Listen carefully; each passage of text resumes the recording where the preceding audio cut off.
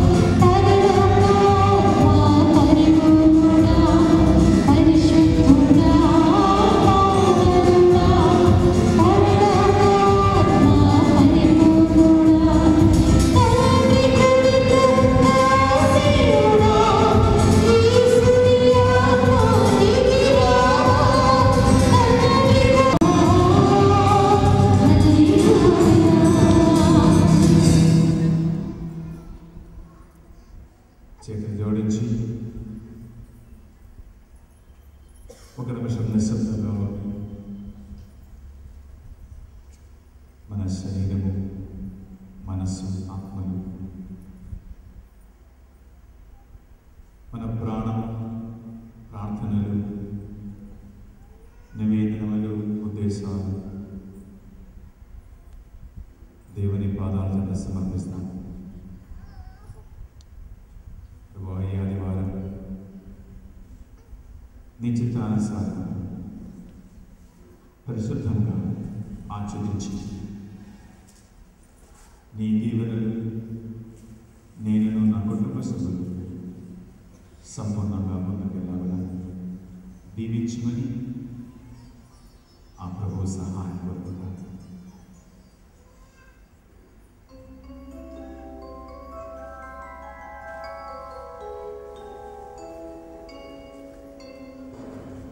పితా పుత్ర పవిత్రాత్మ నామమున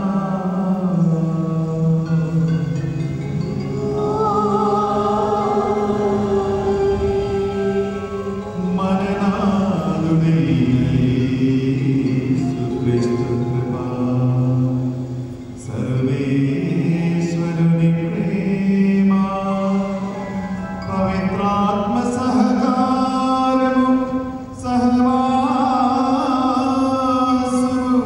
మీ అందరితో ఉండురుగాక.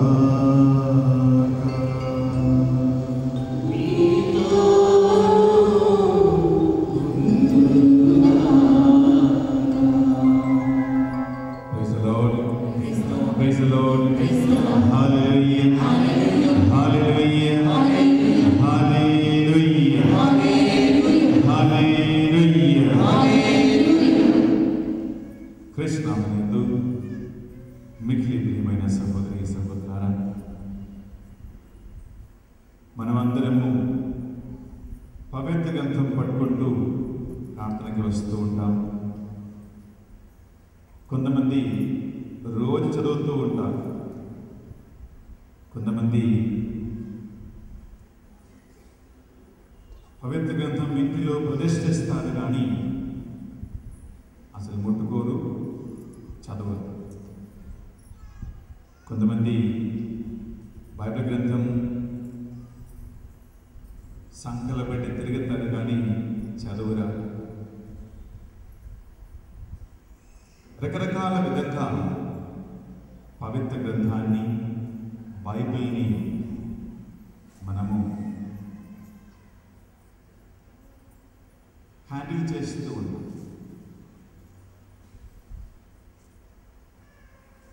ఈనాడు సువిశేష పఠనం ద్వారా యోహాను సువార్త 6వ అధ్యాయంలో ప్రభు మనందరికీ నేర్పిస్తున్న ఒక సందేశం, పవిత్ర గ్రంథములో ఉన్నటువంటి శక్తి ఏమిటి?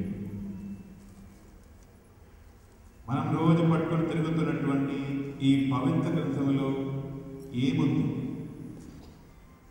ఇది చదివితే మనకి ఏ లాభం?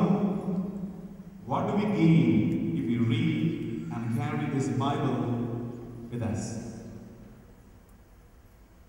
అలాగే ప్రభు అంటున్నారు, మానవుల సమస్యలు, ఇబ్బందులు, కష్టాలలో దారి తెలియక తప్పిపోవడానికి ఒక కారణం పవిత్ర గ్రంథములో ఏముందో అని మనకు తెలియదు. రెండవదిగా ఈ పవిత్ర గ్రంథములటువంటి దేవుని యొక్క సజీవ వాక్కులు ఉన్నటువంటి ఆ శక్తిని, ఆ బలము మనం తెలుసుకోలేదు కాబట్టి మనము సమస్యలు ఉంటున్నాము అని వాక్యం చేస్తున్నాం. ఈ ఆదివారం గుడికి వచ్చిన ప్రియమైన సహోదరి సహోదరులారా, మీరు ఒక నిమిషం వ్యక్తిగతంగా మీ జీవితాన్ని పరిశీలించి చూడండి. అనుదినం ఎవ్రీడే వాక్యము చదివి ఆ వాక్యం ద్వారా దేవుడు నాతో ఏం మాట్లాడుతున్నారు అని విని ధ్యానించి ఆ వాక్యానుసారంగా జీవించే ఎంతమంది క్రైస్తవులు ఉన్నారు? దేవుని నమ్ముకున్న వాడు ఎంతమంది ఉన్నారు? ఇది దేవుడు ఈ రెండవ ఆదివారం మన ముందు వేసినటువంటి ఒక ఛాలెంజ్, ఒక క్వశ్చన్. దేవుని నమ్ముకుంటున్నాం, కానీ వాక్యం చదివి వాక్యం ధ్యానించి దేవుని ఆజ్ఞలు పాటించి జీవించేవారు చాలా తక్కువ. అందుకే వీళ్ళారా మనం పాపంలో పడిపోతున్నాం. అప్పుడప్పుడు కొంతమంది అప్పుడప్పుడు కాదు, నిరంతరం పాపములోనే జీవిస్తూ ఉంటారు. సమస్యలు ఇబ్బందులు తప్పవు. కీర్తనగారు 119 కీర్తన గ్రంథంలో పలుకుతూ, ప్రభువా నేను నీకు విరుద్ధముగా పాపం చేయకుండా నీ సజీవమైన ఈ వాక్కు నేను నా హృదయంలో బదులపరిచి ధ్యానిస్తూ ఉంటానయ్యా. చూడండి, పాపం చేయకుండా, సమస్యలు పడకుండా, ఇబ్బందులు కష్టాలు పడకుండా దేవుడు సరైన మార్గం చూపిస్తాడు. ఎప్పుడైతే ఒక వ్యక్తి వాక్యం చదువుతారో, వాక్యం ధ్యానిస్తారో, వాక్యం బోధిస్తూ ఉండగా శ్రద్ధతో వాక్యాన్ని ఆలకిస్తూ ఉంటారు. కాబట్టి ఈరోజు ఈ పవిత్రమైన దివ్య పూజాబలి సమర్పించడానికి మనమందరం ఈ ఆలయంలో గుమిగూడి ఉన్నాం. దేవుని ముందు మొట్టమొదటిగా క్షమాపణ కోరుకుంటాం. ఎందుకంటే పవిత్ర గ్రంథం ఇంటిలో ఉంది, పట్టుకుంటున్నాం, తిరుగుతూ ఉన్నాం, కానీ ఇది చదవడానికి నాకు టైం లేదు. I have no time to read the word of God. ఎవరైనా చదువుతూ ఉంటే అది కాస్త వినాలని ఒక ఓర్పు నాకు లేదు. ప్రభువా, వాక్యంలో ఉన్నటువంటి శక్తి తెలవక నేను నీకు విరుద్ధముగా చేసినటువంటి కట్టుకున్న పాపాలు మన్నించు ప్రభువా అని ఒక్క నిమిషం కళ్ళలో మోసుకుంటాం. 2 చేతుల హృదయం మీద ఉంచుతాం. మన యథార్థ పరిస్థితి, మన వాస్తవ స్థితి ఏమిటో అని ప్రభువు తెలుసు. ప్రార్థన చేయడానికి సమయం లేదు, వాక్యం చదవటానికి సమయం లేదు, కాసేపు వాక్యం వినాలని సమయం లేదు. ఉదయం నుంచి సాయంకాలం వరకు పని పని పని పనిలో బిజీగా ఉన్నప్పుడు ప్రియులారా, మనం ఎక్కడికి వెళ్తున్నామో, ఏమి చేస్తూ ఉన్నామో, ఏ భావములో పడి ఉన్నామో అని ఒక గుర్తింపు కూడా లేకుండా మనము కృంగి కృషించి సమస్యలు, ఇబ్బందుల్లో, కష్టాలలో నశించిపోతూ ఉన్నాం. ఈ సమయం దేవుని సన్నిధిలో కళ్ళను మూసుకొని, ప్రభువా నేను ఒక పాపాత్ముడిని, 24 గంటల్లో 1 గంట కూడా నీ సన్నిధిలో కూర్చొని నేను వాక్యం చదవలేకపోతూ ఉన్నాను, ప్రార్థించలేకపోతూ ఉన్నాను. Out of 24 hours, I have no time for Jesus for you. ప్రభువా, నా మనవులు, నా ప్రార్థనలు ఇవి, నన్ను కరుణించుము, నన్ను దీవించుము. ఈ పశ్చాత్తాపగానం మనం ఆలపిస్తూ ఉండగా నా మనవులు, నా ప్రార్థనలు నీవే దేవా అని ఈ పశ్చాత్తాపగానం ఆలపిస్తూ ఉండగా నిజంగా పశ్చాత్తాపడి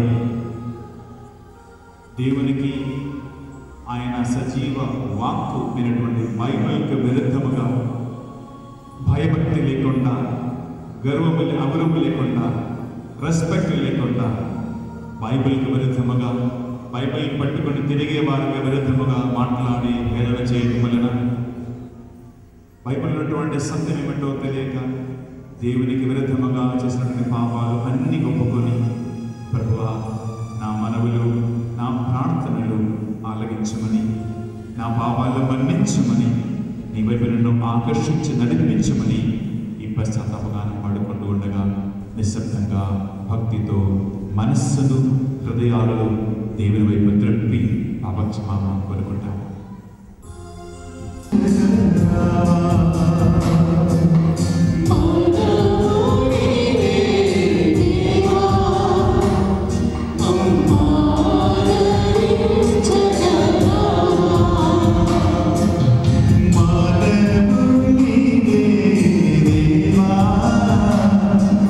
Mama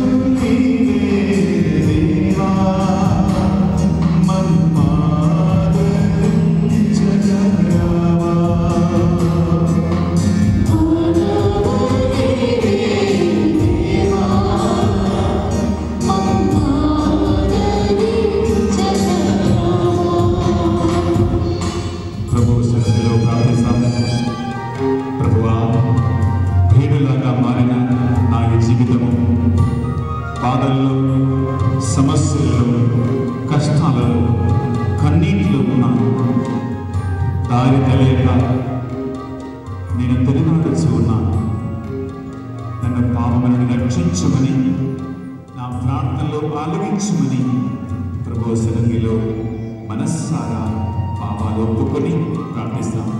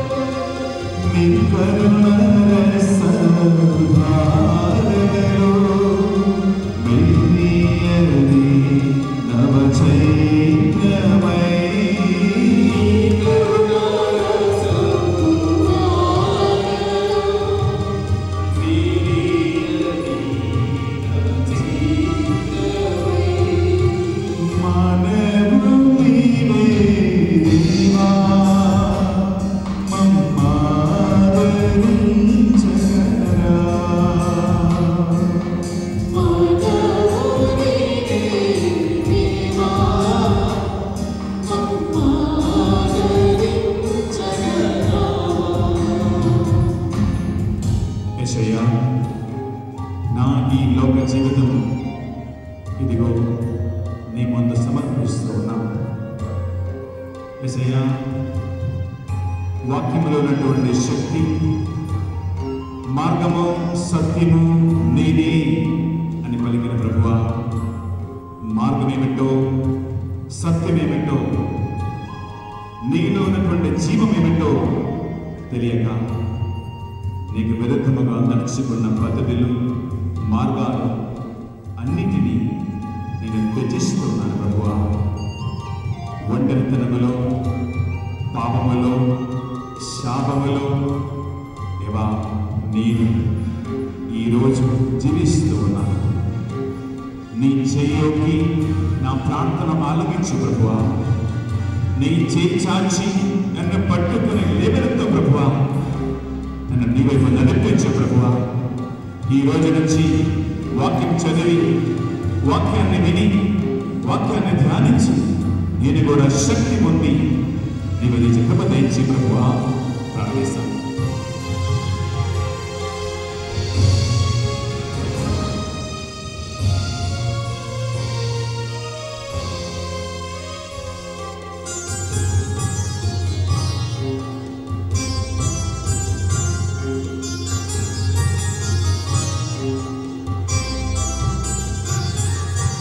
ప్రేమ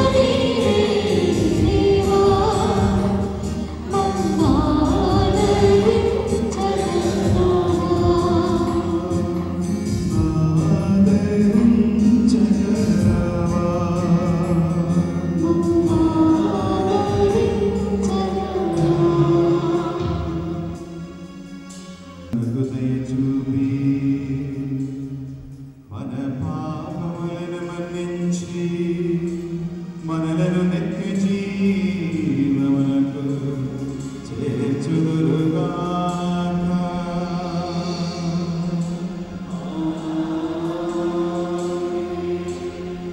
ప్రార్థించుదము. సర్వశక్తి గలవో నిత్య సర్వేశ్వరా, మిమ్ము తండ్రి అని పిలిచు భాగ్యమును మాకు లభించు